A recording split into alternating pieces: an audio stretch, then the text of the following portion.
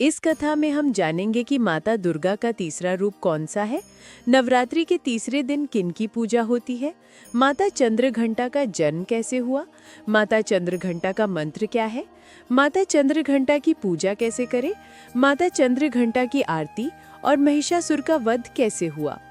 माँ दुर्गा के तीसरे रूप को माता चंद्रघंटा के रूप में जाना जाता है। नवरात्रि के तीसरे दिन इन्हीं माता चंद्रघंटा की पूजा की जाती है। इस देवी के मस्तक पर घंटे के आकार का आधा चंद्र है, इसीलिए इस देवी को चंद्रघंटा कहा गया है। इनके शरीर का रंग सोने के समान बहुत चमकीला है। इस देवी के 10 हाथ हैं। वे खड्ग और अन्य अस्त्र शस्त्र से विभूषित हैं। देवी का ये स्वरूप परम शांतिदायक और कल्याणकारी माना गया है। इसीलिए कहा जाता है कि हमें निरंतर उनके पवित्र विग्रह को ध्यान में रखकर साधना करना चाहिए। उनका ध्यान हमारे इहलोक और परलोक दोनों के लिए कल्याणकारी और सद्गति देने वाला है। सिंह पर सवार इस देवी की मुद्रा युद्ध के लिए उद्यत रहने की है। इनके घंटे सी भयानक ध्वनि से अत्याचारी दानव, दैत्य और राक्षस कांपते रहते हैं। नवरात्रि में तीसरे दिन माँ चंद्रघंटा की पूजा का बहुत महत्व है। इस देवी की कृपा से साधक को अलौकिक वस्तुओं के दर्शन होते हैं, दिव्य सुगंधियों का अनुभव होता है और कई तरह की ध्वनियां सुनाई देने लगती हैं। लेकिन ध्यान के इन क्षणों में साधक को बहुत सावधान रहना चाहिए। इस देवी की आराधना से साधक में वीरता और निर्भयता के साथ ही सौम्यता और विनम्रता का विकास होता है। इसलिए हमें चाहिए कि मन, वचन और कर्म के साथ ही काया को विहित विधि विधान के अनुसार परिशुद्ध पवित्र करके चंद्रघंटा की शरणागत होकर उनकी उपासना आराधना करना चाहिए। इससे सारे कष्टों से मुक्त होकर सहज ही परम पद के अधिकारी बन सकते हैं। ये देवी कल्याणकारी है।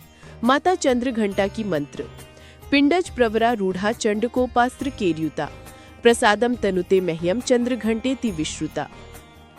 कथा शुरू करने से पहले दोस्तों, चैनल पर पहली बार आए हो तो वीडियो को लाइक और चैनल को सब्सक्राइब जरूर करें और कमेंट में जय माता दी लिखने वालों की हर मनोकामना पूरी करेगी माता जी। दोस्तों, इस कथा को अंत तक जरूर सुनना, वरना आपको पाप लग सकता है। पौराणिक कथा ये है कि एक बार महिषासुर नाम के एक राक्षस ने स्वर्ग पर आक्रमण कर दिया था। उसने देवराज इंद्र को युद्ध में हराकर स्वर्ग लोक पर विजय प्राप्त कर ली और स्वर्ग लोक पर राज करने लगा। युद्ध में हारने के बाद सभी देवता इस समस्या के निदान के लिए त्रिदेवों के पास गए। देवताओं ने भगवान विष्णु, महादेव और ब्रह्मा जी को बताया कि महिषासुर ने इंद्र, चंद्र, सूर्य, वायु और अन्य देवताओं के सभी अधिकार छीन लिए हैं और उन्हें बंदी बनाकर स्वर्ग लोक पर कब्जा कर लिया है। महिषासुर के अत्याचार के कारण देवताओं को धरती पर निवास करना पड़ रहा है।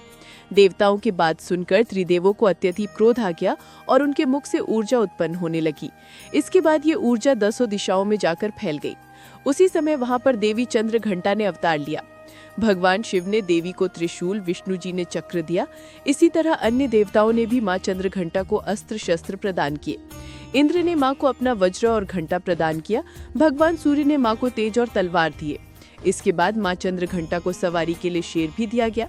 माँ अपने अस्त्र शस्त्र लेकर महिषासुर से युद्ध करने के लिए निकल पड़ी। माँ का रूप इतना विशालकाय था कि उनके इस स्वरूप को देखकर महिषासुर अत्यंत डर गया। महिषासुर ने अपने असुरों को माँ चंद्रघंटा पर आक्रमण करने के लिए कहा। सभी राक्षस से युद्ध करने के लिए मैदान में उतर गए।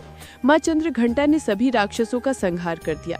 माँ चंद्रघंटा ने महिषासुर के सभी बड़े राक्षसों को मार दिया और अंत में महिषासुर का भी अंत कर दिया। इस तरह माँ चंद्रघंटा ने देवताओं की रक्षा की और उन्हें स्वर्ग लोक की प्राप्ति कराई। माँ दुर्गा की चंद्रघंटा स्वरूप की पूजा भी थी। माता की चौकी माता चंद्रघंटा की प्रतिमा या तस्वीर स्थापित करें। इसके बाद गंगा जल या गोमूत्र से शुद्धिकरण करें। चौकी पर चांदी, तांबे या मिट्टी के घड़े में जल भरकर उस पर नारियल रखकर कलश स्थापना करें। इसके बाद पूजन का संकल्प लें और वैदिक एवं सप्तशती मंत्रों द्वारा माँ चंद्रघंटा सहित समस्त स्थापित देवताओं की षोडशोपचार पूजा करें। इसमें आवाहन, आसन, पाद्य, अर्घ्य, आचमन, स्नान, वस्त्र, सौभाग्य सूत्र, चंदन, रोली, हल्दी, सिंदूर, दुर्वा, बिलपत्र, आभूषण, पुष्पहार, सुगंधित द्रव्य, धूप, दीप, नैवेद्य, फल, पान, दक्षिणा, आरती, प्रदक्षिणा, मंत्र, पुष्पांजलि आदि करें। तत्पश्चात प्रसाद वितरण कर पूजन संपन्न करें।